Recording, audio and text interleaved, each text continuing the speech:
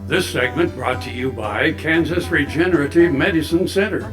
Your stem cells, your health, your life.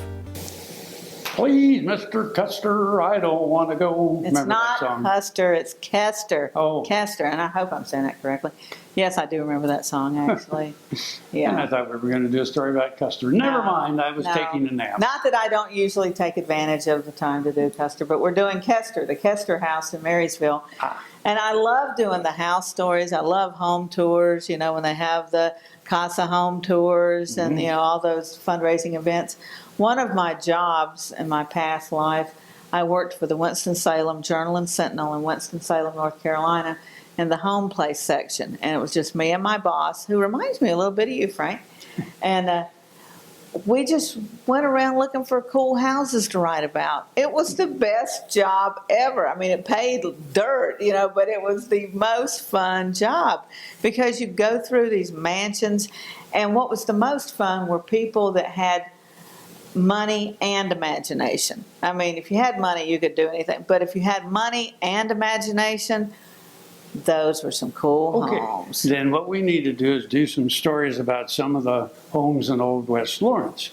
When I lived over there, I lived in Old West Lawrence, and a block over was one of the homes that was spared by Quantrill's raiders because the raider that knocked on the door was German, and the woman that came to the door was German. He said, okay, however, and the door is still there. The original door of the house is there, and it has a musket ball in it.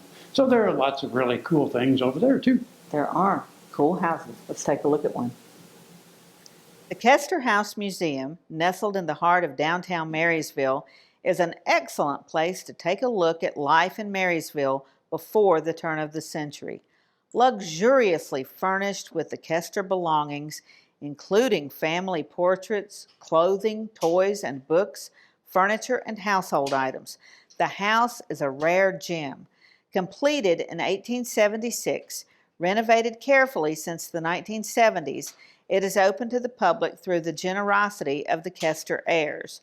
Surrounded by a brick wall and with cast iron lions and dogs guarding its gates, the grounds of the house are nearly as interesting as the interior. A summer kitchen, ice house, carriage house, and statuary make a stroll through this family's yard an experience to remember.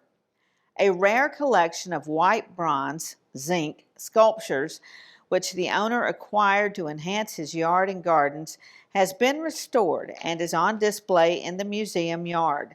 The cast iron lions and dogs at the gates were noted by Laura Ingalls Wilder in On the Way Home, a diary of her family's journey in 1894 from South Dakota to Missouri. These statues have also been restored, along with cast iron urns, yard furniture, and a fountain. The Castor family came to America in 1850 from Germany. Charles F. Castor arrived in Marysville in 1860. He engaged in business and was recorder and treasurer of Marshall County. He joined his brother-in-law in the bank, which became the Exchange Bank of Schmidt and Castor.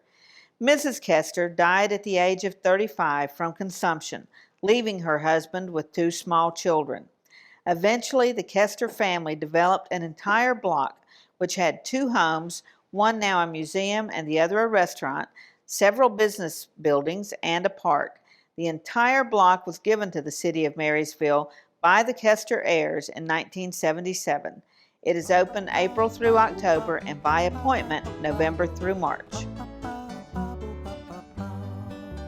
I was in an accident where I fell off a roof. I don't know why I started to research stem cells, but I did. And I visited with the doctors. They were excellent. I had my neck done, my shoulders done, section of my back, my hips, my sacrum, my sciatica, and my tailbone. Now I am having better range of motion in my arms and my neck and my back. It was a long road to get there, but I'm so glad that I found them.